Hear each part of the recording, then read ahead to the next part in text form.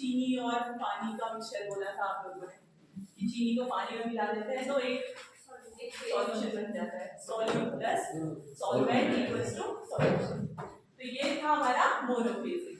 अब बात करते हैं बाईफेजिक। बाई मतलब दो, फेज मतलब फेज होगा, एक सॉलिड होगा और एक लिक्विड होगा। ठीक है, देखो मोनोफेजिक जो था उसमें वो क्या था, होमोजीनियस।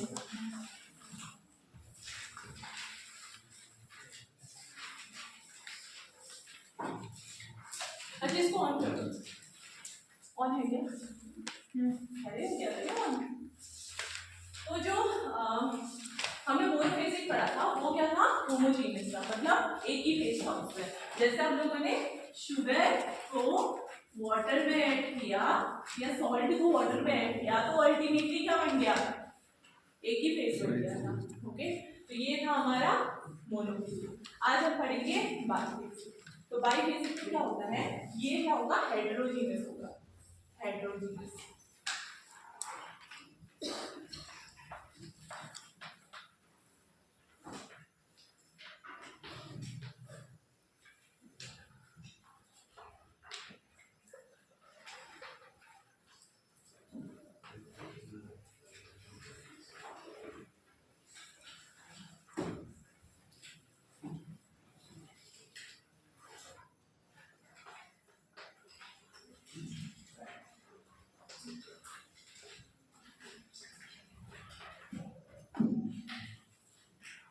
देखो अगर सॉल्यूशन की बात करते हैं तो सॉल्यूशन में क्या होता है कि हम कुछ भी चीज उसमें ऐड करेंगे तो कंप्लीटली उसमें घुल जाती है, अलग से कुछ नहीं होता, बस एक लिक्विड ही लिक्विड बचता है।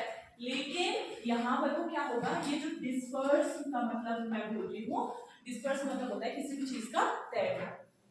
ठीक है, जैसे ये बीकर है, ये बीकर है, बीकर में हम लोगों ने सपोज कोई भी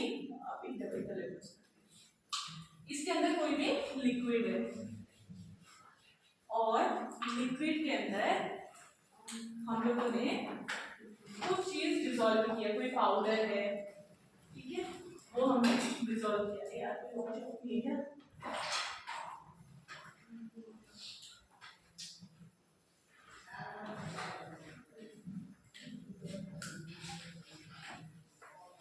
सपोज ये हमने डिसॉल्व किया है, डिसॉल्व नहीं सॉरी डिस्पर्स किया है। देखो ये बीकर है, बीकर में ऑलरेडी क्या है, लिक्विड है, इसमें क्या कर रहे हैं, कोई भी पार्टिकल्स तैर रहे हैं, मतलब उसमें मिक्स नहीं हुए हैं, इतने छोटे छोटे फाइन पार्टिकल्स है वो उसमें तैर रहे हैं, यानी वो इसमें क्या कर रहे हैं, डिस्पर्स कर रहे हैं। क्या कहोगे इसको, डिस्पर्स। और इसमें जो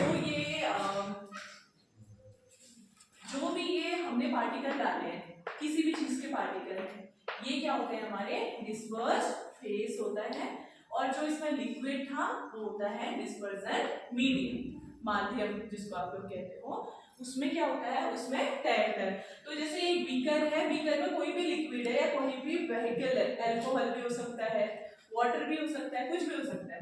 तो ये जो है मीडियम, जो लार्ज अमाउंट में जिसमें कि हमने ये पार्टिकल्स को डाला हुआ है, उस मीडियम को कहते हैं हम क्या, डिस्पर्सन मीडियम। और जिस मीडियम पे ये तैर रहे हैं, ये डिस्पर्स हो रहे हैं, इसको हम क्या कहते हैं, डिस्पर्स फेज। ओके, समझ आया ये? तो दो फेज है ना, देखो ये सॉलिड है, ये फेज, और लिक्विड क्या है, मीडियम है, इसीलिए ये क्या हो गया, बाईफेजिक हो गया। समझ आया इतना? आया? किसको नहीं आया, पूछो मुझसे जल्दी।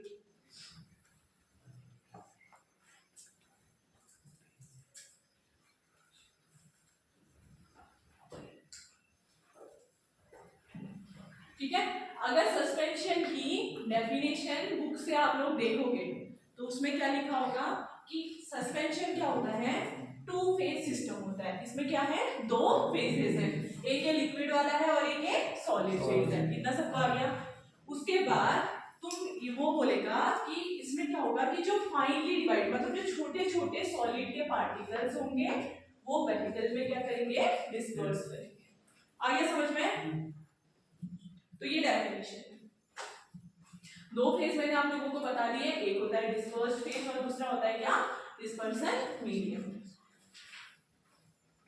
जो ये डिस्पर्स्ड फेज होता है ये क्या क्या हो सकता है, इसको हम क्या कह सकते हैं,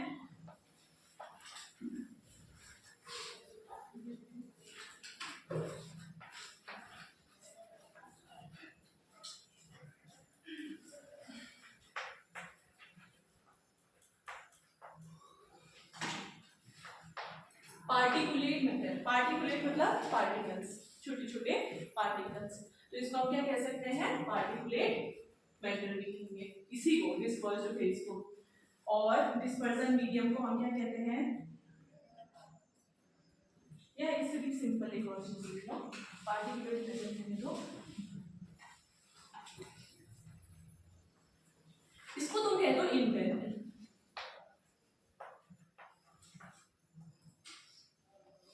और इंटरनल फेज, और इसको कह सकते हो तुम एक्सटर्नल फेज। ओके, जो कंटिन्यूअस है, और इसको तुम क्या कह सकते हो, कंटिन्यूअस फेज। ठीक है, जो ये मीडियम है इसको तुम क्या कह सकते हो, कंटिन्यूअस फेज भी कह सकते हो, इसको तुम एक्सटर्नल फेज भी कह सकते हो। और जो ये डिस्पर्स्ड फेज है तुम्हारे, इसको तुम क्या कह सकते हो, इंटरनल फेज। अब मैं अगर आप लोगों से पूछूं कि इंटरनल फेज और एक्सटर्नल फेज क्या होता है, तो आप लोग बता दोगे डायग्राम के हेल्प से, जो छोटे छोटे पार्टिकल्स हैं उसके अंदर जो तैर रहे हैं वो क्या है, इंटरनल फेज, और जिसमें तैर रहे हैं वो व्हीकल का हो, लिक्विड हो या अल्कोहल हो, कुछ भी हो, वो क्या हो जाएगा, एक्सटर्नल फेज। ओके, आ गया सबको समझ में। इसका जो पार्टिकल साइज होता है वो हर बुक में अलग अलग है, जो मैंने आपको दी थी इसमें क्या है 0.5 से 5 होगा। हाँ, जो सस्पेंशन होता है, ये जो पार्टिकल है, इस पार्टिकल का साइज क्या होगा, इसका साइज है आपका 0.5 से 5 माइक्रोन। क्या होगा, 0.5 से 5 माइक्रोन साइज होगा। समझ गए सब लोग, कितना छोटा इतना फाइन पार्टिकल है। अब इसका एग्जांपल आप लोग खुद सोचो, मेरी लैब में सब लोग थे, हम लोगों ने क्या बनाया था, कैलामाइन लोशन। तो कैलामाइन लोशन क्या है, सस्पेंशन ही तो है, जो उसमें हमने लिक्विड क्या यूज किया था, प्यूरिफाइड वाटर यूज किया था ना, तो वो क्या हो गया हमारा एक्सटर्नल फेज। Very good. और जो उसमें हम लोगों ने बेंटोनाइन, कैलामाइन, जिंक ऑक्साइड और जो भी इंग्रेडिएंट यूज किए थे वो क्या है, इंटरनल फेज। अब आया सबको समझ में, लिंक हुआ। तो उसमें आप लोगों ने देखा होगा कि उस लोशन में वो घुला नहीं था, मतलब वो जो पाउडर थे वो वैसे ही थे, अगर आप लोगों ने देखा होगा तो। देखा था किसी ने, निखिल भाई हंसी क्यों आ रही तुम्हें, क्या बोला, मैंने देखा हंसते हुए। तो आप लोगों ने देखा होगा, हम लोगों ने जो बनाया था कैलामाइन लोशन, उसमें क्या हुआ था, जो पाउडर है वो जो वेहिकल है उसके साथ में घुले नहीं थे, सॉल्यूशन नहीं बना था। जैसे आप लोगों ने इससे पहले सिरप भी बनाया था, तो सिरप में क्या हुआ था कि जो चीनी है वो पानी के साथ घुल गई थी, अलग नहीं थी।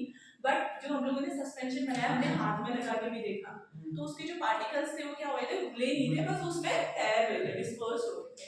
और पार्टिकल साइज बहुत छोटा होता है, इसलिए वो क्या करते हैं, आराम से तैर जाते हैं। तो आगे समझ में इतना चीज, कितनी चीज में जिसको दिक्कत है वो बताओ, किसी को दिक्कत नहीं है, पूछूंगी आप।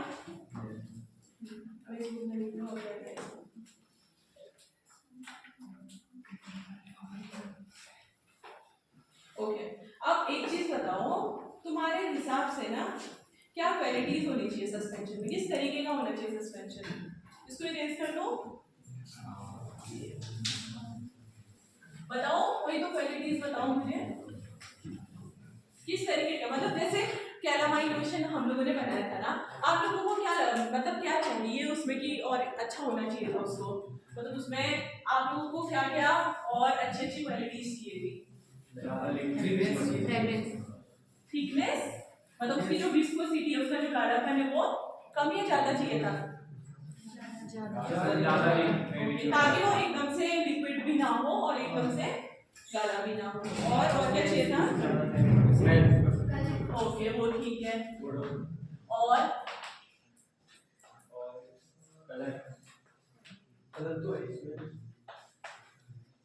कलर तो चलो कोई बात नहीं, हम मिला देंगे उसमें। और उसके अलावा और क्या चाहिए?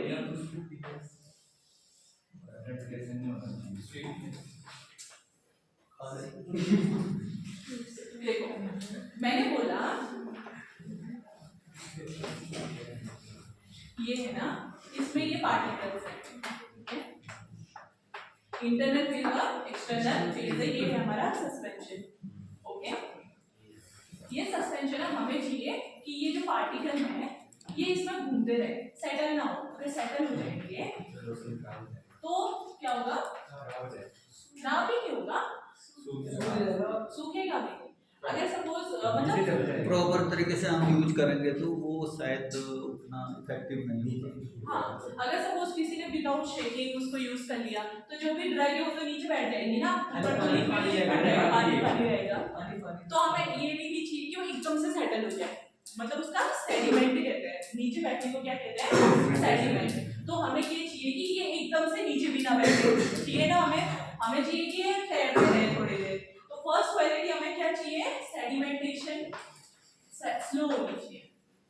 समझ आया? सेडिमेंटेशन मतलब ये जो पार्टिकल है इनका बैठना, ये क्या होना चाहिए? स्लो होना चाहिए। हो सेडिमेंट कोई दिक्कत नहीं है, लेकिन स्लो हो, ठीक है। नंबर 2 और क्या क्वालिटी चाहिए? अगर बाई चांस सेडिमेंट हो भी गया, अगर वो नीचे बैठ भी गया, तो जब हम उसको हिलाते हैं यूज करने से पहले, तुम लोग लिखते हो ना शेक वेल बिफोर यूज, तो उसको जब हम लोग हिलाएंगे तो क्या होना चाहिए? जो नीचे सेडिमेंट हुआ है वो पूरे में फिर से वापस वैसा ही बन जाना चाहिए, यानी ये फिर से ऐसा ही हो जाना चाहिए, पूरी ड्रग पूरे सॉल्यूशन में मिल जानी चाहिए। तो वो क्या होना चाहिए? उसको तुम लिखोगे घुलनशील। हाँ, शुड रीडिस्पर्स। रीडिस्पर्स मतलब दोबारा से पूरा फैल जाएगा, ठीक है। Should रीडिस्पर्स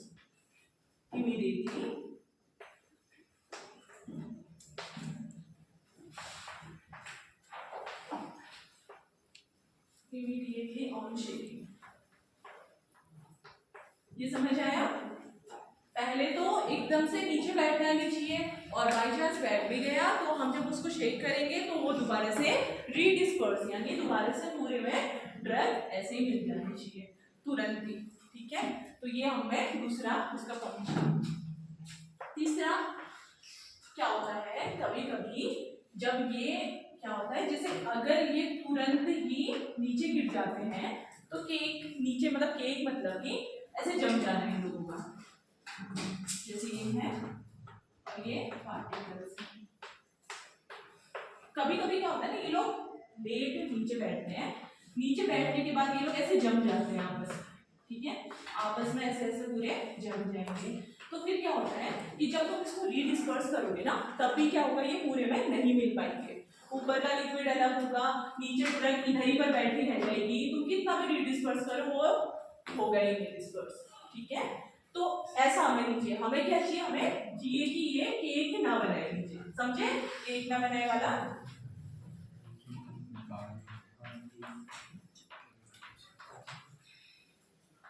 should not form a cake। Cake वाला कॉन्सेप्ट समझे?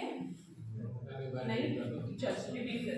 देखो मैंने कहा ये हमारा कोई तो मतलब सस्पेंशन है, ओके, इसमें पार्टिकल्स पहले तैर रहे, कुछ समय के बाद हमने इसको छोड़ दिया, तो अब क्या हुआ? ये सारे पार्टिकल नीचे बैठ गए, ये सारे पार्टिकल्स नीचे बैठ गए, ऊपर लिक्विड ही लिक्विड बच गया, ठीक है। अब हमें तो ये ड्रग है, तो हमें चाहिए कि ये सब मिलके हम यूज करें, तो हम क्या करेंगे? इसको रीडिस्पर्स ऐसे शेक करेंगे। शेक करने के बाद अगर ये ऐसा ही रहा, अगर ये ऐसा ही रहा तो ये हमारे किसी फायदे का है नहीं। जो ये नीचे बैठ गया है मतलब ये नीचे जम गया है, इसका केक बन गया है, ठीक है। तो ये हमारे किसी फायदे का नहीं है, तो हमें चाहिए कि इस कंडीशन में ना आए, जब हम इसको शेक करें तो दोबारा से ऐसा बन जाए, ओके, अब आया समझ में? अभी भी नहीं आया? करण नींद आ रही है? अक्षय कुमार के साथ मूवी बना रहे थे क्या करण?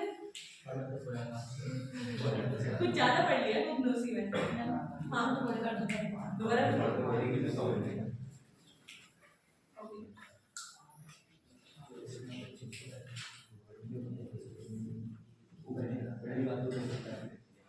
सुनो,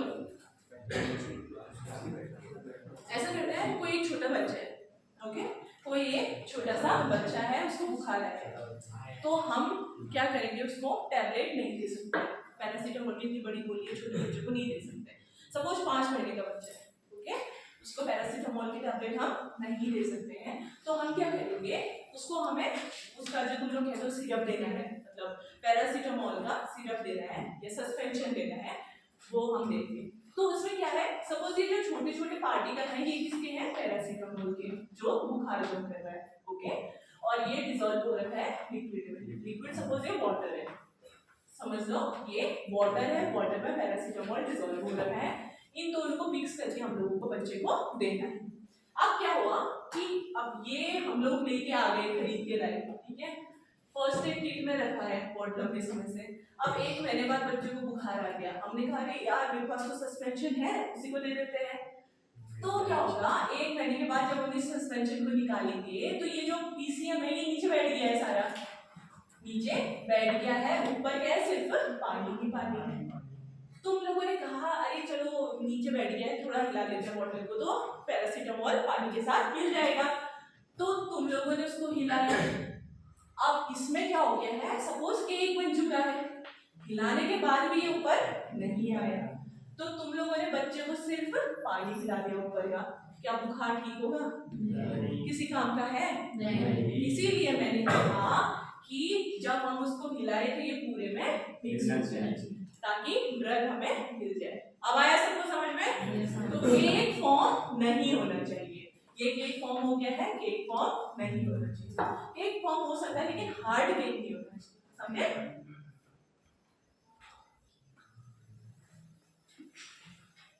इसको आगे ऐसे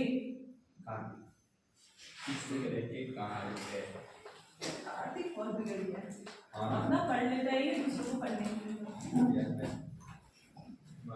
ये वाला पार्ट समझ आया? एक एक पॉइंट पे समझा रही हूँ ताकि किसी को कोई दिक्कत ना हो, नोट्स अच्छी चीजें दे सकते हैं।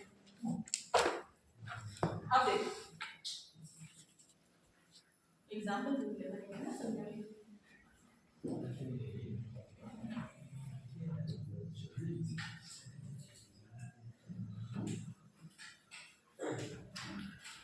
सपोज तुम्हारे पास कोई कॉइन है या कुछ भी है, मतलब एक ऐसा पार्टिकल टाइप का, तुम्हारे पास 2 बीकर है, एक बीकर में तुमने डाला है पानी वाटर, एक बीकर में तुमने डाली है हनी, हनी गाढ़ी होती है ना, बिस्कस होती है ना हनी, तो एक में तुमने डाला है वाटर, एक में तुमने डाला है हनी, ओके।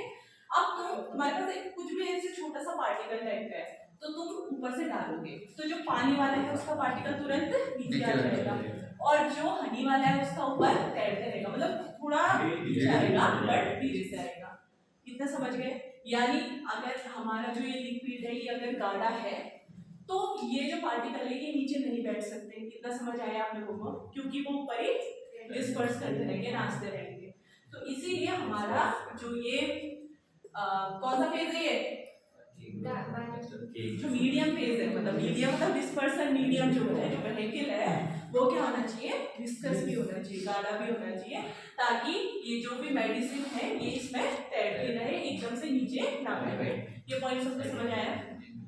आया? किसी को कोई दिक्कत? लास्ट में निकी दिक्कत है? अच्छा देखा,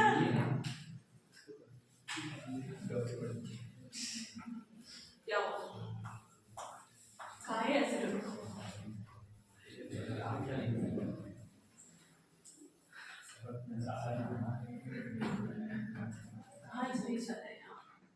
देखिए, देखो तुम्हारे पास 2 बीकर है, ठीक है, इस बीकर में तुमने पानी भर रखा है, इसमें तुमने H2O भर रखा है, और इसमें तुमने हनी भर रखी है, ओके। तुम्हारे पास कोई भी चीज मान लो, कोई भी एक पार्टिकल टाइप का है, तुमने इस वाले ग्लास में डाला तो वो डालते ही नीचे आ जाएगा, आएगा ना? क्यों? क्योंकि वो जो चीज़ है वो भारी है पानी से, तो वो नीचे आ जाएगी। उसकी डेंसिटी यानी जो घनत्व है वो ज़्यादा है तो वो नीचे आ जाएगा। लेकिन हनी की डेंसिटी, हनी क्या है? गाढ़ा है। जो भी हमने ये पार्टिकल डाला है इससे कम गाढ़ा होगा तो डेफिनेटली ये नीचे चला जाएगा। इतना समझ आया? आया? कम गाढ़ा होगा नीचे क्या हुआ? कम गाढ़ा होगा तो कभी रहेगा कम गाढ़ा जो पार्टिकल है हाँ, वो डेंसिटी मैटर करती है। ठीक है, इन दोनों की वो मैं अभी बताऊंगी। ठीक है, अभी समझ लो खाली एग्जांपल के तौर पे। तो मेरा कहने का मतलब है कि अगर हम जो लिक्विड है उसको थोड़ा गाढ़ा कर देंगे तो जो भी हम उसमें दवाई डाल रहे हैं वो ऊपर तैरती रहेगी ना, एकदम से नीचे नहीं आएगी। देखो ग्रेविटेशनल फोर्स तो लग रहा है, जो भी चीज ऊपर है उसको नीचे तो आना ही है ऑब्वियसली, तभी तो न्यूटन दादा ने खोज की है। ठीक है, लेकिन क्या कहते हैं अगर तुमने विस्कोसिटी बढ़ा दी तो उतनी इजीली वो नीचे नहीं आएगा। इतना सबको समझ आया? समझ आया? हाँ बोलो, अगर नहीं आया तो ना बोलो। तो मेरा अगला पॉइंट है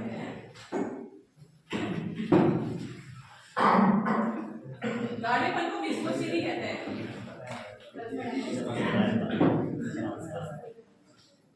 आगे बच्चों में बहुत हलचल हो गया।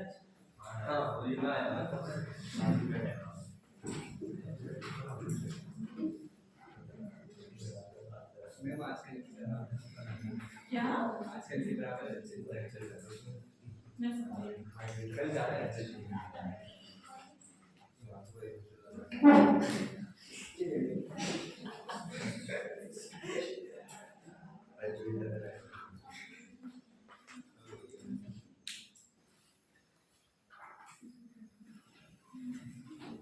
अब देखो इससे एक और चीज,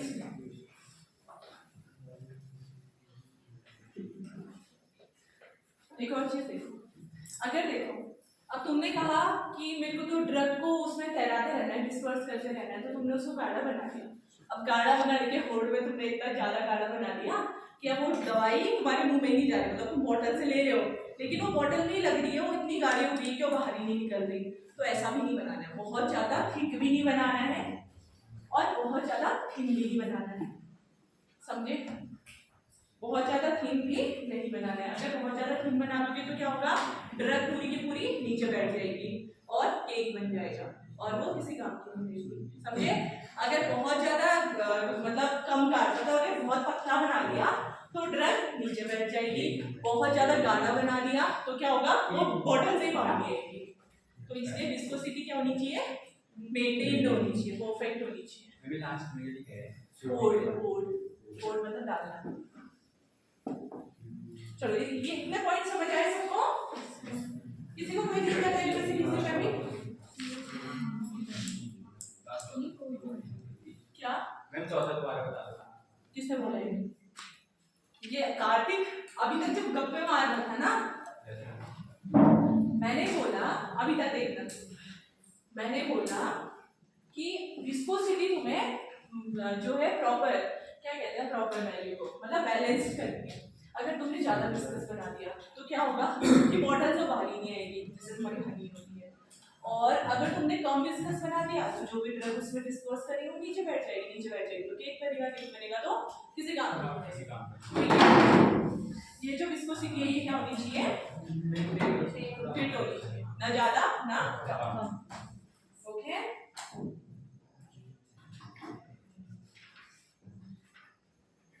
एक और चीज लिख लो, 5 पॉइंट तो होनी चाहिए तब तो 5 नंबर मिलेंगे।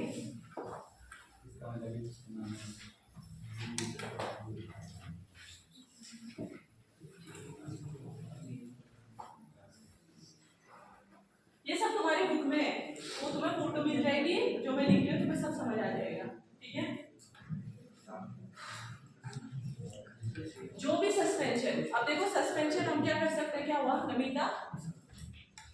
सस्पेंशन हम लोग जो भी बना रहे हैं या तो हम उसको बाहर से स्किन में यूज करेंगे या फिर अंदर से हम उसको, जैसे मैंने BCM का एग्जांपल दिया, तो उसको हम लोग क्या कर रहे हैं, पी रहे हैं, बॉडी के अंदर ले रहे हैं। और जैसे उस दिन हम लोगों ने लोशन बनाया, उसको हमने क्या किया, बाहर से लगाया। तो जो अंदर जिससे मतलब जो अंदर लेते हैं मतलब जो पीते हैं वो सस्पेंशन की मतलब जो फ्लेवर वगैरह है वो अच्छा होना चाहिए, पैलेटेबल होना चाहिए। अगर सपोज सस्पेंशन बहुत ज्यादा कड़वा है तो क्या बच्चा पिएगा उसको? नहीं पिएगा। तो उसका टेस्ट, फ्लेवर, ये चीजें अच्छी होनी चाहिए। और अगर हम लोग उसको बाहर से लगा रहे हैं तो उसका पार्टिकल जो है वो क्या होना चाहिए?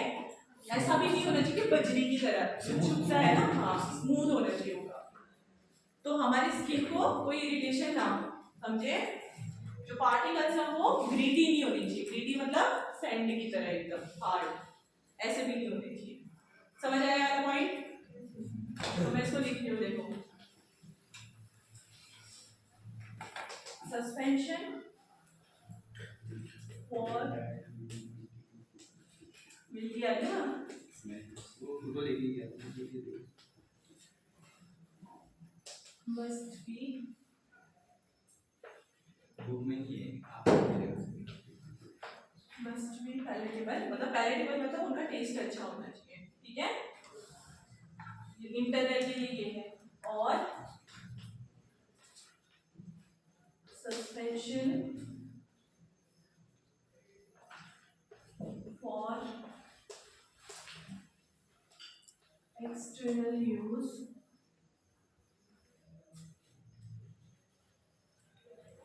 must be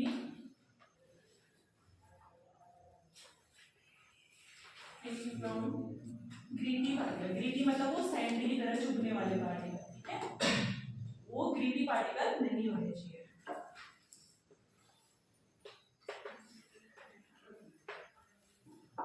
रफ नहीं होने चाहिए, कोर्स नहीं होने चाहिए, इतना लिख लो सब लोग। तो ये क्या है, हमने पहले पढ़ा सस्पेंशन के बारे में, डिस्पर्स फेज क्या होता है, डिस्पर्सल मीडियम क्या होता है, उसके बाद हमने उसका साइज भी देख लिया, 0.5 से 5 माइक्रोन होता है, हेट्रोजीनियस है, तो हम लोग एक थोड़ा बहुत मतलब कहानी लिख सकते हैं सस्पेंशन में। उसके बाद हमने पढ़ा कि एक अच्छे सस्पेंशन की क्या क्या क्वालिटीज होती हैं, एक एक पॉइंट हमने डिस्कस किया, उसको ज़्यादा गाढ़ा भी नहीं होना है, ज़्यादा पतला भी नहीं होना है, केक नहीं बनना है उसमें, विस्कोसिटी प्रॉपर होनी चाहिए, इंटरनली यूज कर रहे हैं तो टेस्ट अच्छा होना चाहिए।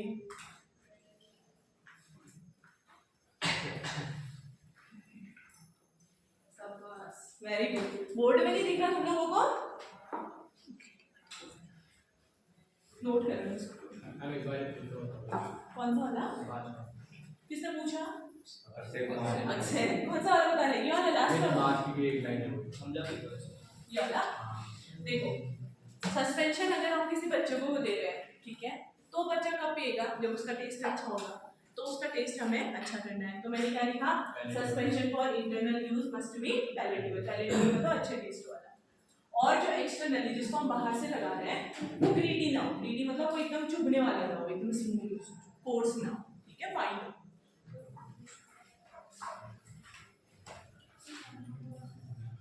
अब मैं तुम्हें बताती हूँ इसके क्लासिफिकेशन, नहीं इसके एडवांटेज बताऊँ। एडवांटेज सब लोग लिख लेना, क्योंकि जो बुक मैंने दी की फोटो दी है उसमें एडवांटेज लिख दिए हैं। क्या फायदे हैं सस्पेंशन यूज करने के, क्यों यूज करना है?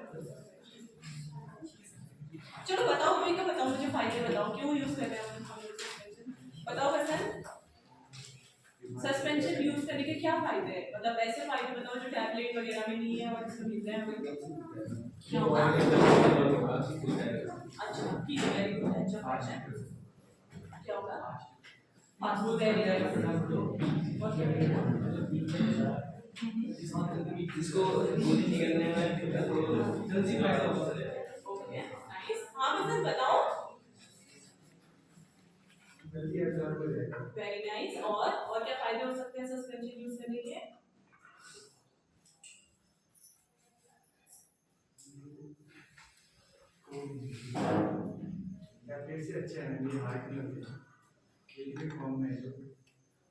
ठीक है, जल्दी एब्जॉर्ब हो जाएगा,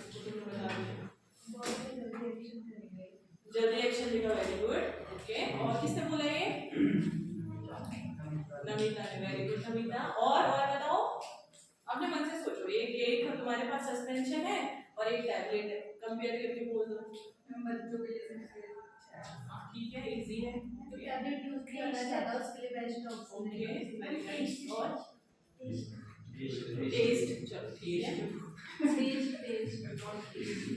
टेस्ट हाँ तो वही तो काफी टेस्ट है। तुम लोगों ने क्या बोला, वेस्ट? चलो ठीक है, सब लोगों ने अच्छे अच्छे है। आप ही बता दीजिए पूरा एडवांटेज, आपको क्या लगता है सस्पेंशन क्यों बेहतर है? पता मैं लिख रही हूँ, आप बताओ। और जो दांत दिखाने वाले दांत करनी है,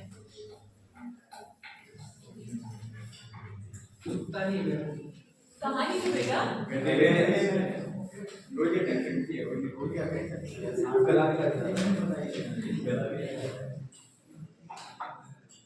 बताइए कुछ और आइडिया आया?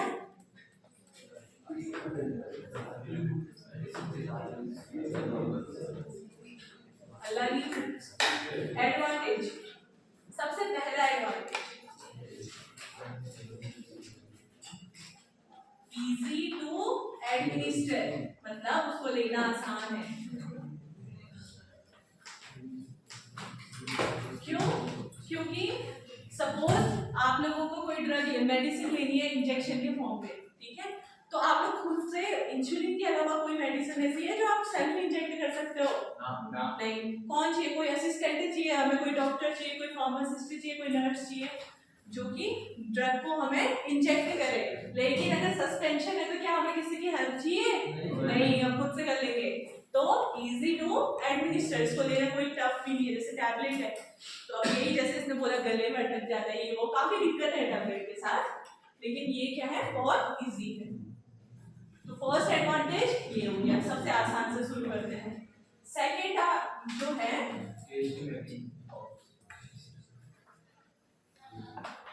इसका ये सोच लो कि स्टेबिलिटी,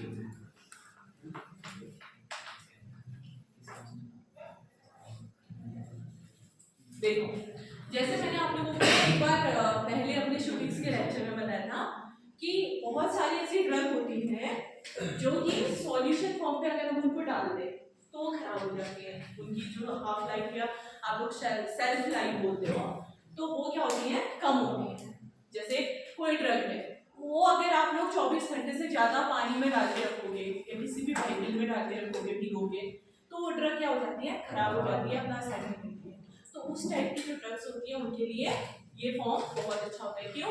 देखो जैसे कोई एंटीबायोटिक है आपकी, ओके, तो कोई एंटीबायोटिक है, सपोज एक एक्स करके एंटीबायोटिक है, ये एंटीबायोटिक का ये नेचर है कि ये जैसे ही वाटर के कांटेक्ट में आएगी 12 घंटे से ज्यादा या फिर 24 घंटे तक या कोई भी मतलब इस टाइम ड्यूरेशन में, मतलब 12 घंटा मानो, ठीक है, मिनिमम 12 घंटा अगर इसको हो गया और ये पानी में ही है और हमने इसको लिया नहीं, एडमिनिस्टर नहीं किया, तो ये खराब हो जाएगी। तो हम क्या करेंगे इस केस में, इसका जो ड्रग है इसका पाउडर अलग कर देंगे, ड्रग मतलब जो ड्रग है उसको अलग कर दिया और पानी अलग कर दिया, पानी अलग कर दिया। जो ये पानी होता है ये होता है वाटर फॉर इंजेक्शन, मतलब इंजेक्शन के लिए ही जो होता है, वाटर फॉर इंजेक्शन। ये जो पानी है इसका काम सिर्फ इंजेक्शन के लिए है, क्योंकि इसमें कोई भी बैक्टीरिया वगैरह नहीं होता, स्टेरिलाइज होता है ये पानी, ठीक है, एकदम क्लीन होता है, इसको हम इंजेक्शन के उसमें यूज कर सकते हैं। तो हमने क्या किया, पाउडर एक कंटेनर में ले लिया, पानी दूसरे कंटेनर में ले लिया और इसको हमने मार्केट में ले आए। अब सपोज आप लोगों को वो एंटीबायोटिक लेनी है, तो आप लोग क्या करोगे, एक सिरेंज लोगे, सिरेंज को पानी में डालोगे, 5 ml इससे पानी भर लिया, उसके बाद उस सिरेंज को, ये जो वायल होगा, वायल ऊपर से ऐसा होता है ना, तो इसके अंदर तुम लोग सिरेंज को डालोगे और पानी इसमें छोड़ दोगे, देन इसको डिस्पर्स कर दोगे, तो क्या होगा, ये पाउडर इस पानी में घुल जाएगा और आप लोग इसको एडमिनिस्टर कर लोगे, जब भी आपको जरूरत है उसी समय इसको बना के आप एडमिनिस्टर कर सकते हो। तो क्या ये ड्रग खराब होगी? नहीं, और हम लोग इसको आसानी से ले सकते हैं। ये किसमें हो रहा है, सिर्फ सस्पेंशन में होगा, ये फायदा है। तो इसलिए मैं कह रही हूँ कि स्टेबिलिटी, बहुत सारी ड्रग ऐसी हैं जो कि सॉल्यूशन फॉर्म में, अगर यही ऐसी ड्रग है इसी को हम पानी में घोल के जैसे सिरप जैसा कुछ बनाए रहते हैं, तो क्या ये हम पे असर करता? नहीं, ये तो खराब हो जाता 12 घंटे तक, और मार्केट में तो कंपनी से पता नहीं कब आएगा और बीमार तुम लोग कब हो गए पता नहीं, ऐसे करके, और तो ऐसा होता ही नहीं, चलता ही नहीं, हम ठीक ही नहीं होते। तो हमने क्या कर दिया, पाउडर अलग ले लिया, पानी अलग ले लिया। जब भी बीमार पड़ रहे हैं पानी सिरिंज से खींच लिया, पाउडर में डाल दिया, मिक्स कर लिया, लगा लिया। ओके, सबको समझ आया? तो ये क्या है? स्टेबल, स्टेबिलिटी के लिए अच्छा, स्टेबल होता है। और कोई एडवांटेज बता सकता है मुझे? क्या बताओ बताओ। अभी मुझे एब्जॉर्प्शन वाला किसने बताया था? आगे वाले ने। आगे वालों ने, बहुत होशियार है आगे वाले। और आगे वालों ने और बसंत ने बताया था ना। सबसे पहले तो सब लोग ये डेफिनेशन लिखो, ये मैं एग्जाम में जरूर दूंगी जो मैं लिखूंगी, बायो अवेलेबिलिटी, ये बहुत इंपॉर्टेंट शब्द है। इसकी डेफिनेशन लिखो।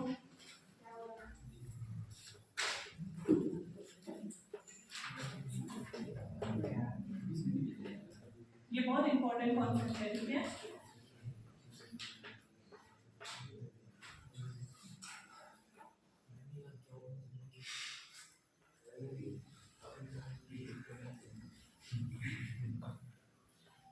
कौन है पीछे इसकी जुबान चल रही है?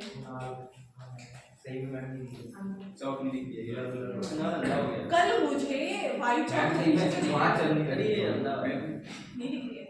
दिख रही है। अच्छा, ये अंधा है। ये थोड़ा कम हाँ, अंधा है। एडिंग थोड़ी वो हो गई ये चॉक चलेगी?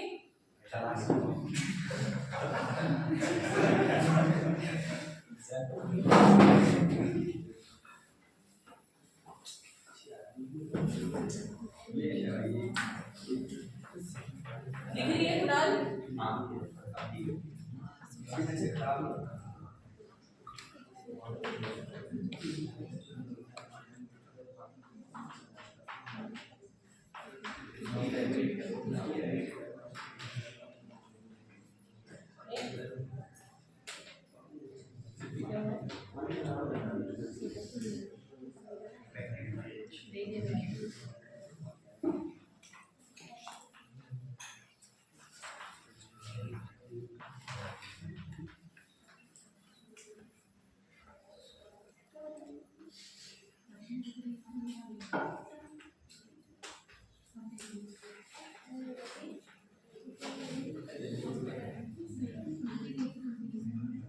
कौन है ये फर्स्ट रो लड़कियां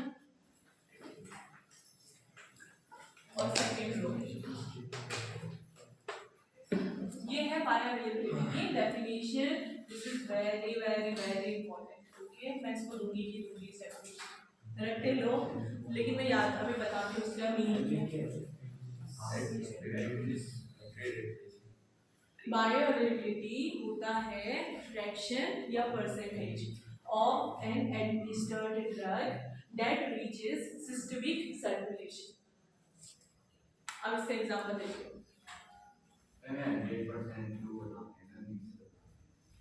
मैं बता रही हूँ।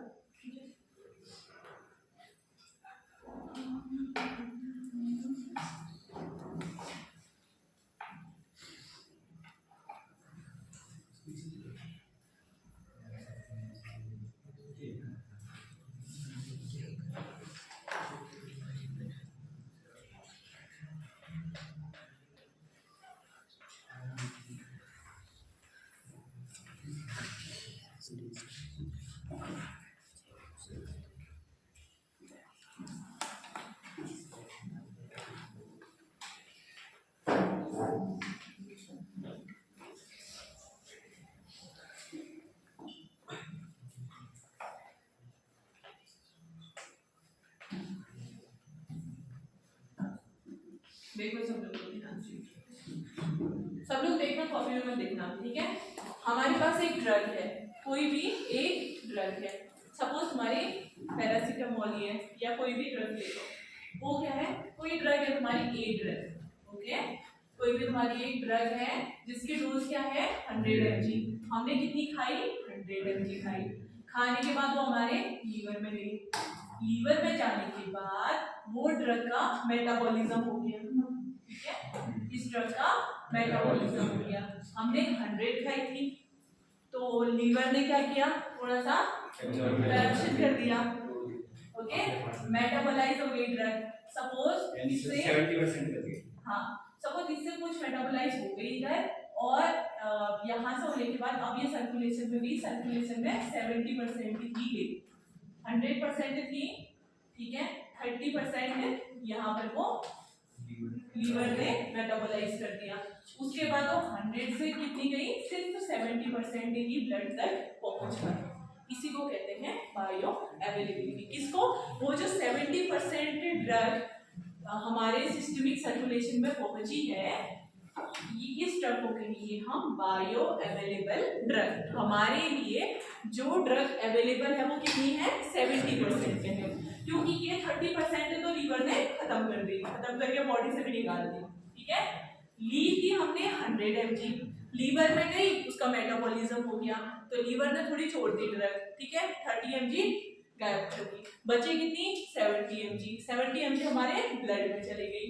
तो हम लोगों को वही तो ड्रग मिलेगी ना हमारे बॉडी में, जहाँ भी इसको एक्शन करना है, जो जितना भी ड्रग ब्लड में गया है उतनी ही ड्रग उस चीज के लिए हमें मिलेगी। तो हमें कितनी ड्रग मिल रही है, सिर्फ 70%, 30% माइनस होगी। तो ये जो ड्रग हमें फाइनली मिली है, इसको हम कहते हैं बायो अवेलेबल ड्रग, और इस प्रोसेस को कहते हैं बायो अवेलेबिलिटी। अब डेफिनेशन पढ़ो, समझ आएगा। Fraction of an administered drug that reaches systemic circulation, कितने परसेंट जो हमने जो भी ड्रग ली थी उस ड्रग में से कितना, जितना परसेंट हमारे सिस्टमिक सर्कुलेशन में पहुंचा है, उसी को क्या कहते हैं, बायो अवेलेबिलिटी। अभी किसको दिक्कत है, देखिए, और किसी बनी है, ओके सिमरन को, और चलो एक और जैसे ना अगर इंजेक्शन के, हाँ वो भी बताऊंगी मैं, अच्छा पॉइंट है, वेरी नाइस, इसका मतलब डिटेल बहुत ध्यान दे रखिएगा, गुड। इंजेक्शन वाला भी बताऊंगी, अच्छा है आपके, ये डेफिनेशन सबकी हो गई, पक्का मिटा दूं, या मैं इसको कॉन्सेप्ट पे क्लियर कर दूंगी पहले, बायो अवेलेबिलिटी।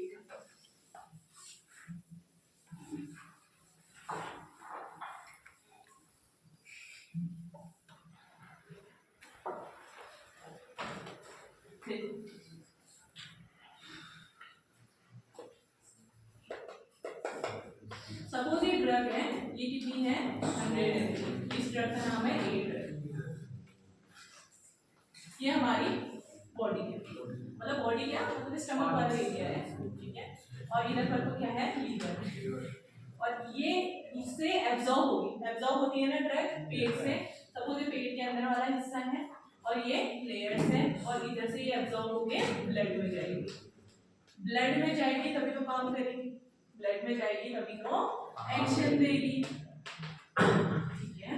तो अब क्या हो रहा है, हमने 100 mg ली, 100 mg को हमने लिया, ये हमारे बॉडी के अंदर गई, लीवर में गई, लीवर ने क्या किया, कब्जा कर दिया, 100 में से 30 को ले लिया अपने पास, मेटाबोलाइज कर दिया, कब्जा कोई नहीं लेके आएगा, ठीक है, क्या कर दिया, मेटाबोलाइज कर दिया। अब ड्रग कितनी बची, बेचारी 70 बच गई, अब 70 जितनी बची है वो एब्जॉर्ब होके कहाँ जाएगी, ब्लड में जाएगी, ब्लड में गई, और यही 70% फिर क्या दिखाएगी, एक्शन दिखाएगी। तो मैंने कहा जितनी परसेंट ड्रग हमारे सर्कुलेशन में पहुंचेगी एक्शन दिखाने के लिए, वही ड्रग की क्या होती है, बायो अवेलेबिलिटी होती है। ये कॉन्सेप्ट सबको समझ आया? अब निखिल का क्वेश्चन आता है, हम इंजेक्शन देखो क्या होता है, एक हम लोग देते हैं ओरल, ओरल मतलब कि जैसे टैबलेट, ठीक है, जैसे हो गया टैबलेट, और हम क्या दे सकते हैं, सीरम,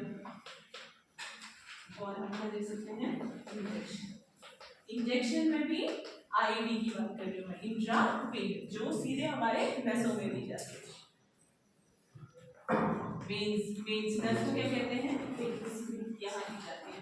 एक आईएम भी होती है, आईएम मतलब मसल्स में दी जाती है, इंट्रामस्कुलर। एक आईडी भी होती है, यानी इंट्राडर्मल, जैसे डर्मा में हम लोग ऐसे देते हैं, जैसे पेनिसिलिन का आप लोगों ने सुना होगा, उसमें सेंसिटिविटी टेस्टिंग करते हैं हम लोग, तो क्या करते हैं, पेनिसिलिन को थोड़ी देर इंजेक्ट कर देते हैं, जिस भी जगह में इंजेक्ट किया होता है वहां पर वो मार्क कर देते हैं। अगर थोड़ी देर के बाद रेडनेस जैसी कुछ दिखती है तो इसका मतलब है कि उस पेशेंट में एलर्जी होने की चांसेस हैं, तो हम उनको पेनिसिलिन नहीं देंगे। अब तो पेनिसिलिन चलती भी नहीं है, ठीक है, तो एक ही क्या हो गया, इंट्रा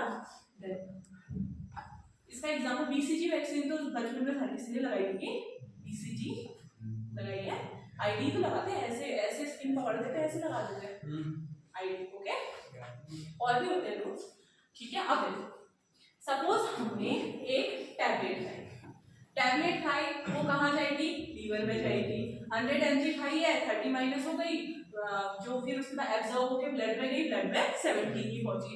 यानी हम लोगों को क्या है, बायो अवेलेबिलिटी इसमें कम है, बायो अवेलेबिलिटी कम है। यानी हमने 100 mg खाई थी, हमें 70 ही मिली है, तो बायो अवेलेबिलिटी कम हो गई। ओके, मतलब ड्रग ये मतलब क्या हो गया, मेटाबोलाइज हो गई। ठीक है, ये बात की मैंने बोल रही थी। सिरप में भी ऐसा ही होगा, सिरप भी हम वैसे ले रहे हैं, सिरप में फायदा ये है कि ओरल में जो भी हम ड्रग ले रहे हैं वो पेट में जाके पहले तो टूटेगी, जो भी हम लोग टैबलेट ले रहे हैं पेट में जाके क्या होगी, टूटेगी, टूटने के बाद घुलेगी, घुलने के बाद एब्जॉर्ब होगी, तो ये लंबा प्रोसेस हो जाता है। सिरप में क्या है, घुली घुलाई ड्रग है, सीधे एब्जॉर्ब हो जाएगी, लेकिन बायो अवेलेबिलिटी इसमें भी कम ही होगी। ठीक है, क्योंकि पहुंचेगा कम, लीवर में इसका भी मेटाबॉलिज्म हो जाएगा। अब बात करते हैं इंजेक्शन की। अब इंजेक्शन में सपोज मुझे डायरेक्टली कोई इंजेक्शन लगा लिया, पेन वगैरह का किसी का लगा लिया, तो मैंने बस में सीधे इंजेक्शन लगा दिया। तो अब ये बताओ कि जो इंजेक्शन वाला वो है, पेन है, वो क्या मेरे पेट से होते हुए जाएगा, अंदर से थोड़ा जाएगा, वो तो डायरेक्टली किसी भी ऑर्गन में पहुंच जाएगा। तो हम इसमें जो भी ड्रग देंगे आईवी रूट से, तो वो 100% अगर हम दे रहे हैं तो वो कितनी 100% ही तो पहुंचेगी ना, तो इसमें बायो अवेलेबिलिटी कम नहीं होगी। आप समझ आया, ओरल में मेटाबोलाइज होके कम ड्रग मिल रही है, लेकिन आईवी में क्या है, 100 mg दे रहे हैं तो 100 mg ही हमें पहुंच जा रही है, ये फायदा है। निखिल, और आया समझ में, आया पक्का? और कोई क्वेश्चन है बायो अवेलेबिलिटी से रिलेटेड? तो तुम कहोगे कि जो आईवी रूट है वो 100% बायो अवेलेबल है, 100% उसकी बायो अवेलेबिलिटी है, ओरल की कम है। ओके, मैम बायो अवेलेबिलिटी कहते हैं, मुझे मैं नहीं हिंदी कमजोर है, मैं बताती हूँ बायो अवेलेबिलिटी।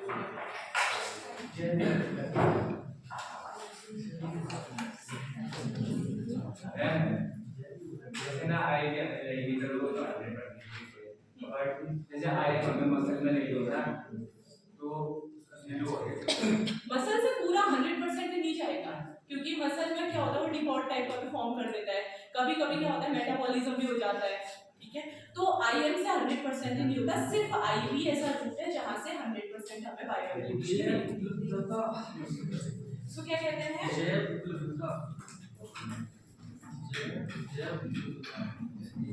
या इसको सिर्फ हिंदी में भी बायो अवेलेबिलिटी है,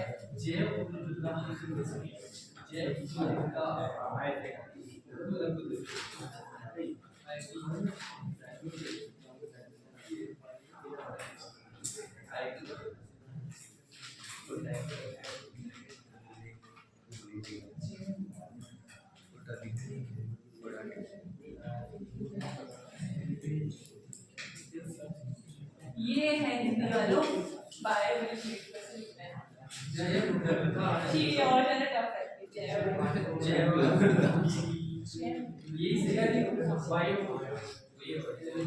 ये कॉन्सेप्ट आया समझ में? बायो अवेलेबिलिटी में किसी को दिक्कत? पक्का?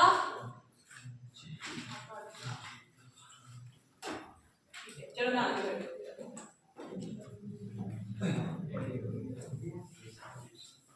तो हम सस्पेंशन के फायदे पढ़ रहे थे, तो पहला मैंने कहा स्टेबिलिटी अच्छी होगी, आराम से हमें उसको एडमिनिस्टर करने में किसी और की हेल्प भी नहीं लगी, हम लोग खुद से आराम से एडमिनिस्टर भी कर सकते हैं उसको।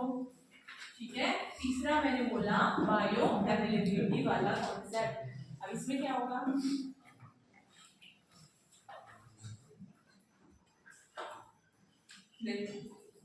बायो अवेलेबिलिटी सबको समझ आया? तो अगर देखा जाए आईवी के अकॉर्डिंग, मैं आईवी की बात नहीं कर रही, ठीक है, ये सब लोग लिख दो, आईवी में 100% बायो अवेलेबिलिटी है।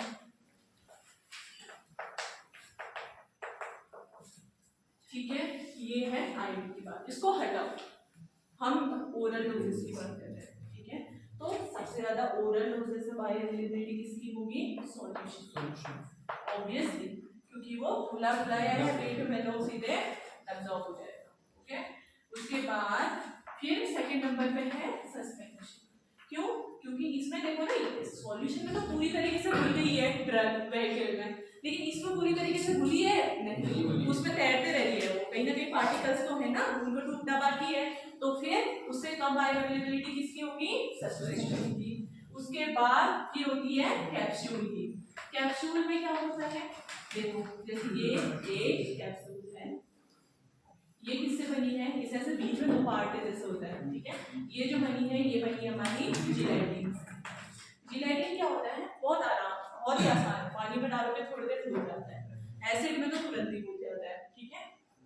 तो जिलेटिन है, उसके अंदर ड्रग्स को ऐसे पाउडर फॉर्म में डालती है, तो इसको घुलना कोई मुश्किल तो है नहीं, जैसे आप लोगे एसिड में जाएगा, शायद घुल जाएगा जिलेटिन का।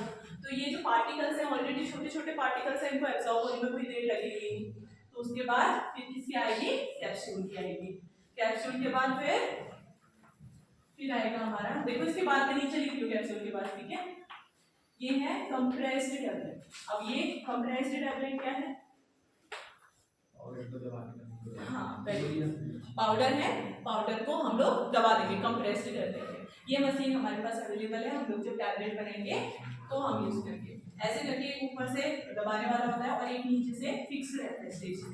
तो हम क्या करते हैं, पाउडर जो भी हमने बनाया है ग्रेन्यूल, उसको इसमें डालेंगे पाउडर को, ऊपर से बहुत ज्यादा स्पीड में इसको हम दबा देते हैं, कंप्रेस कर देते हैं, तो प्रेशर की वजह से एक टैबलेट बन जाती है, तो वो क्या होती है? कंप्रेस्ड टैबलेट होती है।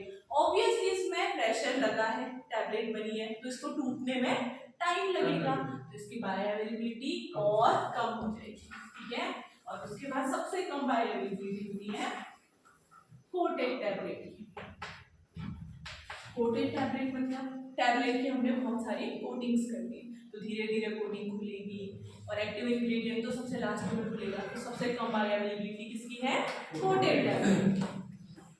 सपोज ये टैबलेट है ए, ठीक है, इसका बहुत खराब टेस्ट वगैरह है और प्लस ये एसिड में जाके जो है खराब भी हो जाती है, तो इसलिए हमने क्या किया, इसकी बहुत सारी कोटिंग कर दी, जैसे ए की एक किससे कोटिंग की, फिर किसी और चीज से कोटिंग की, फिर और चीज से कोटिंग की, तो ऐसे करके इसको, टैबलेट तो बस इतनी सी है, ड्रग बस इतनी सी है, लेकिन ये सब इसमें फालतू की कोटिंग्स करेंगे उसको बचाने के लिए या फिर उसका समय बढ़ाने के लिए। तो क्या होगा कि धीरे धीरे ये कोटिंग घुलेंगी, तो यहाँ पहुंचने तक तो बहुत टाइम लग जाएगा ना, तो इसकी बायोअवेलेबिलिटी क्या हो जाएगी और डाउन। तो ये जो सीक्वेंस है सब लोग याद रखना, सॉल्यूशन है सीधे जाएगा एब्जॉर्ब हो जाएगा, सस्पेंशन है जैसे पार्टिकल्स हैं थोड़ा टाइम लगेगा एब्जॉर्ब होने में, कैप्सूल है पहले जिलेटिन का शेल लेगा, उसके बाद ड्रग जो है थोड़ी निकलेगी, थोड़ा सा डिसॉल्व वगैरह होके फिर जो है एब्जॉर्ब होगी, उसके बाद कंप्रेस्ड टैबलेट है, तो प्रेशर जो लगाए हैं कंप्रेशन में वो टूटेगा, टूटने के बाद छोटे छोटे ग्रेन्यूल्स में आएगा, फिर उसके बाद वो डिसॉल्व होगा और उसके बाद एब्जॉर्ब होगा, और लास्ट में क्या है? कोटेड टैबलेट, पहले कोटिंग से खुलेगी तब जाके लास्ट में ड्रग आएगी, ड्रग डिसॉल्व होगी फिर जाके एब्जॉर्ब होगा। समझ आया सबको ये सीरीज? कोई ऐसा है जिसको समझ नहीं आया? कोटेड टैबलेट वाला बता दो। कोटेड में क्या है, टैबलेट दूसरी है, ड्रग एपीआई जो है इतना है, इसके बाहर कोटिंग कर रखी है अलग अलग चीजों की, ठीक है। तो इसको तुमने लिया तो पहले गलेगा कौन? कोटिंग गलेगी, तो ये थोड़ा समझ लिया, सपोज इसने 15 मिनट लिए पहली कोटिंग में, इसने फिर 15 मिनट लिए, फिर इसने 10 मिनट ले लिए, यहाँ पहुंचने तक इतना टाइम हो गया, फिर तब जाके फाइनली ड्रग बाहर निकलेगी, ड्रग बाहर निकलने के बाद उसको क्या होना पड़ेगा?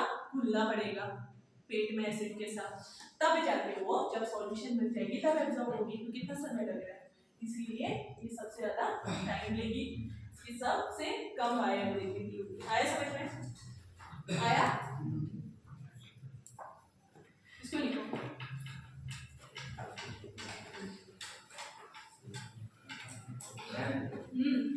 जैसे ना सिरप बनाते हैं तो सबसे जल्दी एक्टिविटीज करते हैं क्योंकि विकास में कैप्सूल वगैरह भी बनाते हैं।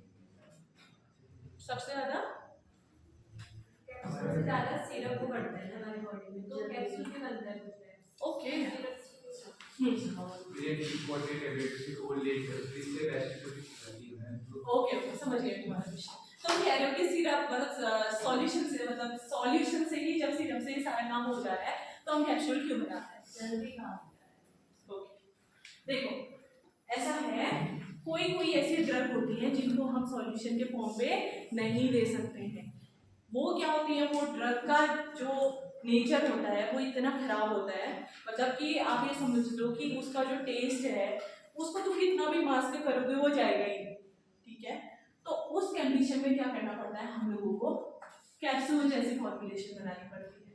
इसमें क्या होगा कि 2-3 रीजन है। एक तो यही है कि इसमें जो ड्रग है इसके अंदर हम लोग ड्रग को डाल देते हैं, बाहर से जिलेटिन की कोटिंग कर देते हैं, तो उसके अंदर का जो भी बिटर टेस्ट है वो मास्क हो जाएगा, तो हम लोग उसको आसानी से ले सकते हैं। नंबर 1। नंबर 2, कोई ड्रग ऐसे जैसे तुमने सिरप ले ली, सिरप कहाँ गई हमारे, सीधे पेट में जाएगी, पहले ऊपर स्टमक में क्या होता है, एसिड। एसिड में कोई कोई ऐसी ड्रग होती है जो कि खराब हो जाती है, स्टेबल नहीं रह पाती है। ओके, तो अगर वो ड्रग स्टेबल नहीं हो पाएगी तो वो एब्जॉर्ब हो पाएंगी नहीं, वो पहले ही खराब हो जाएगी, डिग्रेडेड हो गई, तो वो एब्जॉर्ब भी नहीं हो पाएगी और अपना असर दिखाएंगी नहीं। तो उस केस में हम क्या करते हैं, ऐसी ड्रग्स को हम कैप्सूल के अंदर डाल देते हैं, कोटिंग कर देते हैं एसिड उससे कि वो अगर एसिड के कांटेक्ट में आए तो वो कैप्सूल टूट ही ना पाए, मतलब एसिड उसका कुछ न कर पाए। उसके बाद वो कहाँ जाएंगी, पेट के बाद इंटेस्टाइन में जाएंगी। कहाँ जाएंगी, इंटेस्टाइन में। इंटेस्टाइन का ये, क्योंकि पहले हम लोग ने इसको क्या करते हैं, एसिड रेजिस्टेंस, मतलब एसिड में ऐसे लिखती हूँ, ठीक है, बहुत लोगों ने गलत लिखा, एसिड रेजिस्टेंस मतलब बहुत सारी ऐसी ड्रग होती है जो कि एसिड के कांटेक्ट में आने से खराब हो जाती है। समझ आया ना? पेट में एसिड है, HCl है, सबको पता है। कोई ऐसी, मैंने सपोज मैंने एक ड्रग ली ए, ये ड्रग अगर मैं लेती हूँ तो ये ड्रग एसिड के कांटेक्ट में जैसे ही आएगी ये खराब हो जाएगी। इतना समझ आया? मेरे पास एक ड्रग है, वो है ए ड्रग, वो जैसे ही एसिड के कांटेक्ट में आएगी वो ड्रग खराब हो जाएगी, उसका कोई असर नहीं मिलेगा, लेकिन वो ड्रग लेनी हमें जरूरी है। तो हम क्या कर सकते हैं, उसको कोट कर देते हैं। किससे कोट करेंगे, ऐसे पॉलीमर से कोट करेंगे जो कि एसिड से उसको बचा दे, एसिड में वो डिसॉल्व भी ना होने दे उस ड्रग को। तो हमने क्या किया, इस ए ड्रग को लिया एक कैप्सूल के फॉर्म में और इसकी जो कोटिंग कर दी, ये हमने कर दी ऐसे पॉलीमर से जो कि एसिड से इसको खराब नहीं होने दे, ठीक है। ये ड्रग अब पेट में जाएगी, अब एसिड इसका कुछ कर पाएगा नहीं, क्योंकि एसिड रेजिस्टेंस हो गई है। उसके बाद अब एसिड कुछ नहीं कर पाएगा, फिर ये ड्रग कहाँ जाएगी, इंटेस्टाइन में जाएगी। अब हमने कोटिंग तो ऐसे किया ना जो एसिड से बचाए, बेस से बचाए, ऐसा कहीं किया है नहीं। इंटेस्टाइन में क्या होता है, नॉर्मल बेसिक पीएच होता है, एल्कलाइन पीएच होता है ना। तो ये क्या करेगी, जैसे इंटेस्टाइन में जाएगी, जो एल्कलाइन है, एल्कली है, वो क्या करेगा, इसको तोड़ देगा, इसकी कोटिंग को, और इससे ड्रग बाहर निकलेगी और वहां से एब्जॉर्ब हो जाएगी। तो ड्रग को उस नेचर से बचाने के लिए भी हम इस तरीके की कोटिंग करें। समझ आया? तो अब इस ए ड्रग को क्या हम सॉल्यूशन में दे सकते थे, सॉल्यूशन में देते तो वो एसिड में ही जाता, काम करता नहीं, तो उसको बचाने के लिए तब दूसरा डोज इसको लेना जरूरी है। आया समझ में? आया? जब ये क्वेश्चन पूछता है पूरे एटीट्यूड से पूछता है, जब इसका आंसर मिलता है ऐसा करता है,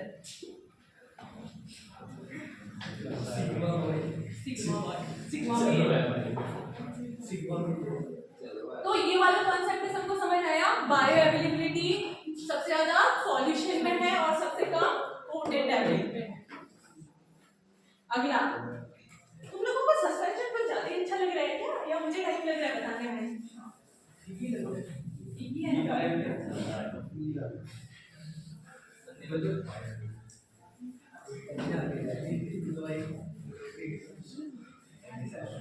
नोट डाउन करते रहना।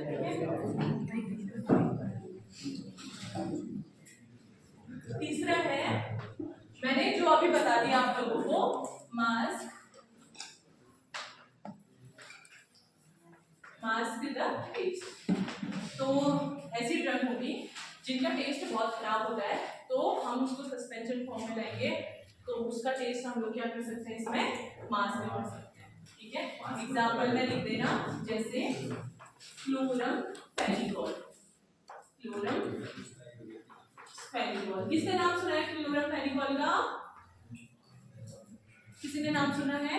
क्लोरम फेनिकोल ये एक ड्रग है, ये बहुत ज्यादा बीटर होती है, इसको लेना बहुत मुश्किल है, एंटीबायोटिक है ये। ठीक है, इसको इसका जो टेस्ट होता है बहुत खराब होता है, तो इसको हम लोग क्या बनाएंगे, इसका सस्पेंशन बना देंगे। ठीक है, तो ये बन जाता है, इसमें हम लोग इसमें ईस्टर डेरिवेटिव वगैरह मिक्स कर देते हैं, तो इसका जो टेस्ट होता है वो मास्क हो जाता है। तो ये हो जाएगा क्लोरम फेनिकोल पाल्मिटेट। तो ये इसका जो पाल्मिटेट होता है, ये क्या कर देता है, इसके बीटर टेस्ट को मास्क कर देगा। अब इसमें कोई टेस्ट ही नहीं रहेगा, तो तुम लोग इसको आराम से कंज्यूम कर सकते हो। तो ये सस्पेंशन का फायदा होता है, ये क्या करता है, टेस्ट को मास्क कर देता है। ठीक है, आए वाला समझ? हाँ भी ना भी नहीं बोलते हैं ये लोग।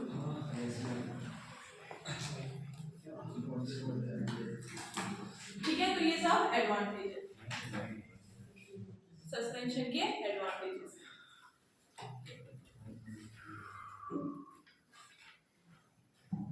नोट डाउन कर लीजिए। उसके बाद एक क्लासिफिकेशन देख लेंगे, कितने तरीके के सस्पेंशन होते हैं।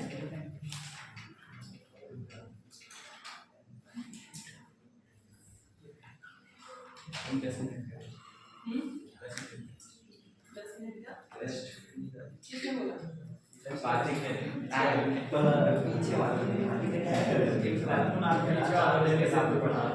अभी मैम आएंगे, अभी वो पढ़ाएंगे। क्लास में तो टेस्ट में जैसे आप पैरासीटामोल खाते हैं ना, इससे कई उसको फिर इंजेक्शन भी लगाते हैं पैरासीटामोल आने से, तो उनकी दवाई सुनी है। जैसे पैरासीटामोल कई लोग टैबलेट खाते हैं, कह रहे हो, फिर उसके बाद इंजेक्शन भी लेते हैं, फिर इंजेक्शन अलग से वैसे लेना नहीं चाहिए। अगर तुमने ऑलरेडी टैबलेट ली है, उसी के साथ तुमने को एडमिनिस्टर कर दिया इंजेक्शन, तो उसकी डोज डबल हो गई, फिर तो और दिक्कत हो जाएगी। तो इसीलिए ये नहीं करना चाहिए, अच्छी प्रैक्टिस नहीं है। अगर ऐसा करते हैं तो गलत चलता है। सब चीज़ का क्या होता है, एक हाफ लाइफ होती है। ठीक है, हाफ लाइफ मतलब एक समय के लिए, जैसे पैरासीटामोल है तो उसको तुम लोग क्वार्टरली, एक दिन में 4 बार दे सकते हो, एक दिन में 4 बार दे सकते हो, उससे ज़्यादा नहीं दे सकते हो, वैसे उतने तक भी पहुँचना चाहिए। तो एटलीस्ट 4-4 घंटे का गैप तो होना चाहिए, 4 से 6 घंटे का जो उसको गैप मिलना चाहिए। अगर उस एक बार तुमने 500 या 650 mg दे दी, तो उसके बाद 4 से 6 घंटा वेट करो, तब दूसरी डोज दो। अगर एक टैबलेट दे दी, एक बार तो इंजेक्शन भी लगा दिया, तो फिर इससे साइड इफेक्ट के चांसेस हो सकते हैं, लीवर डैमेज, लीवर टॉक्सिसिटी, ये चीजें हो सकती हैं। तो ये अच्छी प्रैक्टिस है। ओके, अनदर क्वेश्चन, मैं क्वेश्चन के आंसर देते हैं क्या? कोई इंजेक्शन लेते हैं और उसको इंजेक्शन की आदत हो गई है, अगर टैबलेट है उसको सर ऑब्वियसली ऐसा करेगा। जो इंजेक्शन वाला होता है ना, इसका क्या होता है ना, देखो दो कॉन्सेप्ट हैं। एक तो अगर वो इंजेक्शन आईवी ले रहा है तो ऑब्वियसली उसके बॉडी में डोज भी है ज़्यादा चाहिए। ठीक है, तो ऑब्वियसली उसको ज़्यादा कुछ हासिल मिलेगा। टैबलेट में बायोअवेलेबिलिटी की वजह से वो 700 की जगह पे 700 पहुंच गई है, तो डोज कम पॉसिबल मिलेगा, 100 मिलेगा। जैसे उसको मतलब दवाई खाई उसका असर नहीं हो रहा है, तब वो इंजेक्शन में आया सर, तो मैं आज से इंजेक्शन से भी हो जाएगा, कभी ज़्यादा कोई टैबलेट खाएगा तो कैसे? हाँ, अगर वो इंजेक्शन लेते रह रहा है, ठीक है, लेकिन कुछ टाइम बाद वो टैबलेट दे रहे हैं, तो ऑब्वियसली कभी कभी ऐसा होता है कि कुछ टाइम के लिए रिसेप्टर्स ब्लॉक हो जाते हैं, जिसकी वजह से वैसा नहीं होता है। कुछ टाइम हमें रेस्ट देना पड़ता है, उस ड्रग को डिस्कंटिन्यू करना पड़ता है, तो उसके बाद वो रिसेप्टर नॉर्मल से खुल जाते हैं और फिर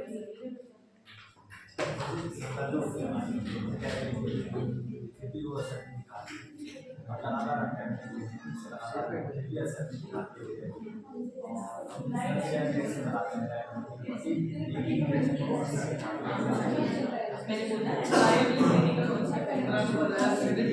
तो अगर और कम कर देता है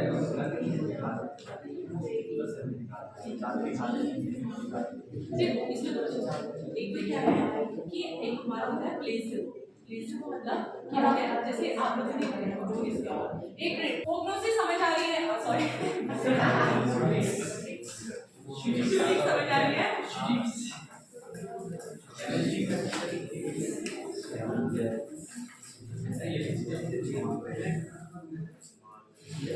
यहाँ कोई भी सब्जेक्ट पढ़ा हुआ है सही करेंगे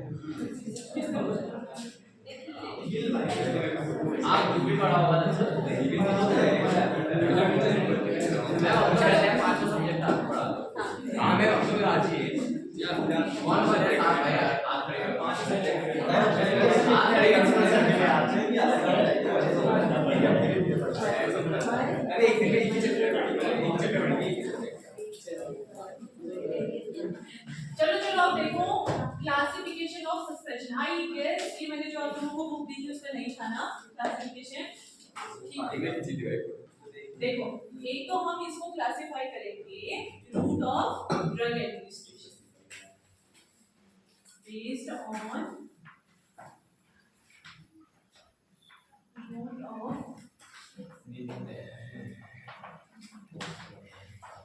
एडमिनिस्ट्रेशन मतलब हम कौन से रूट से उसको देते हैं उसके बेसिस पे हम क्लासिफाई करेंगे। जैसे ओरल सस्पेंशन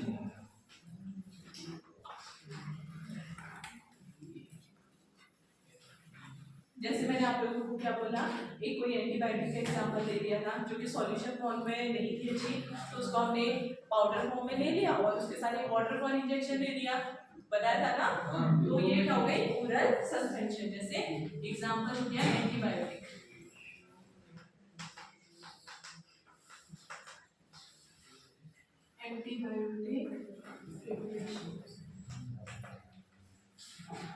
दूसरा हो गया टॉपिकल कैलामाइन लोशन सबको याद है।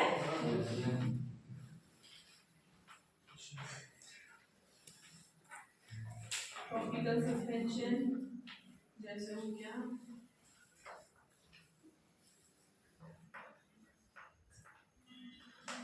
Calamine lotion. तीसरा हो गया पेरिंट्रल जैसे कि निखिल ने बताया पेरिंट्रल सस्पेंशन।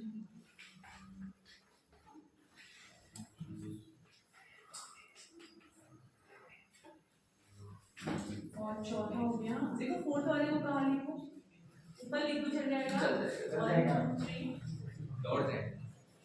दौड़ाना नहीं है सिर्फ चलाना है।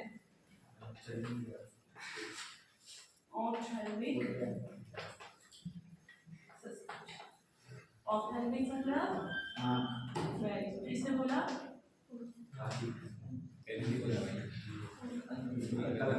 ऑप्थेल्मिक लिखो कितने तरीके के सस्पेंशन होते हैं। ओरल हो गया ठीक है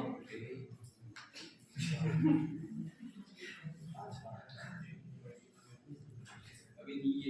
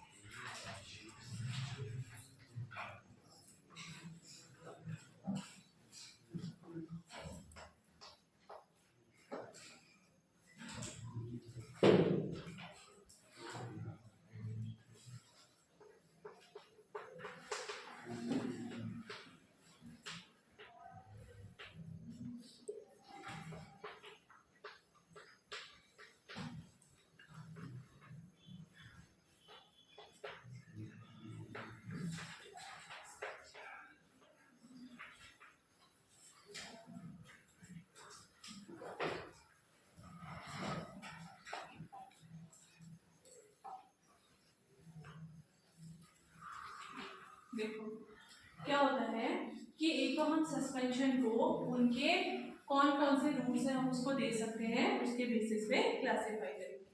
जैसे कोई सस्पेंशन को हम क्या करते हैं ओरली देते हैं जैसे बहुत सारे ऐसे एंटीबायोटिक्स आते हैं जिनमें पाउडर अलग होता है वाटर फॉल इंजेक्शन अलग होता है दोनों को मिक्स करके हम दे देते हैं तो एंटीबायोटिक प्रिपरेशन जैसे ओरल सस्पेंशन। दूसरा टॉपिकल सस्पेंशन जैसे आप लोगों ने कैलामाइन लोशन बनाया था टॉपिकली स्किन पे अप्लाई किया था ठीक है एक्सटर्नल यूज के लिए।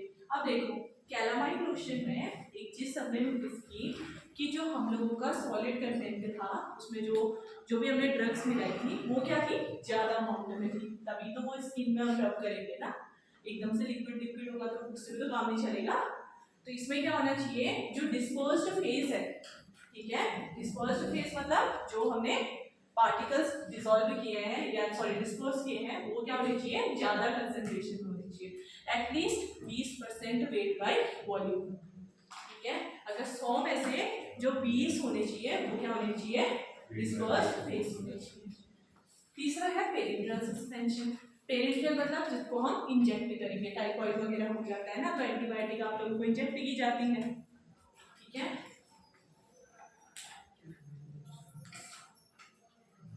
तो इसमें क्या होगा, पेरिफेरल में अब देखो हम लोग उसको क्या करते हैं, अपनी नसों से इंजेक्ट करते हैं वेन से। तो इसमें अगर सॉलिड कंटेंट तुम्हारा ज्यादा हो जाएगा तो क्या होगा, नसों को ब्लॉक भी तो कर सकता है ना, तो तुम्हें थ्रोम्बोसिस से रिलेटेड, नसों में ब्लॉकेज से रिलेटेड दिक्कत हो सकती है। तो इसमें जो सॉलिड कंटेंट होगा वो हमसे कम होता है, यानी 0.5 से 5% तक ही होगा, ठीक है।